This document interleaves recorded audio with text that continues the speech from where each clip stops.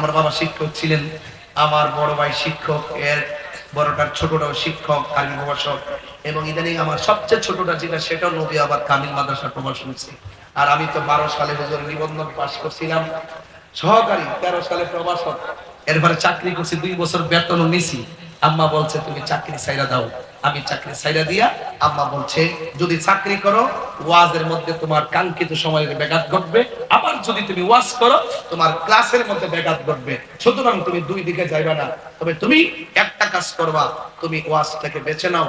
আমি তোমাকে বললাম। পরে আমার আম্মার কথা শুনিয়া 2 মাসের বেতন সহকারে মাদ্রাসা দিয়া একটা একটা আলমারি কিনা দিয়া পরে আমি বিদায় লয়ে আয়া পড়ছি। বহুত কান্নাকাটি করে আমি যে প্রতিষ্ঠানে চাকরি করতাম আর আমাকে উস্তাদ জি ডাকতো, আমি ওখানে গিয়েছি, যাওয়ার পরে ড্রেস দিয়েছি, ওখানে যাওয়ার পরে কদম বসি শিখাইছি, সবসে আওলা ওয়া আলা আমার নবী, এইগুলা জজবা ছাত্রদের হৃদয়ে ঢেলে দিয়েছিলাম। কেন? আমি কাদরিয়ার ছাত্র ছিলাম। আলহামদুলিল্লাহ। 2005 সালে হুজুর হাদিস শেষ করছি, 7 সালে ফিকহ শেষ করছিলাম।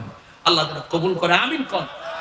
এই জন্য এই পেশাটার প্রতি যেহেতু আমি শিক্ষকতা করছি, আমার একটা দরদ আছে। আমি একটা শিক্ষকের সন্তান হিসাবে আমার একটা দরদ আছে। শিক্ষকদের গায়ে যারা হাত তোলে তাদের জীবন ধ্বংস। আল্লাহ আমাদের সকলকে বুঝার তৌফিক দান করুক, আমিন।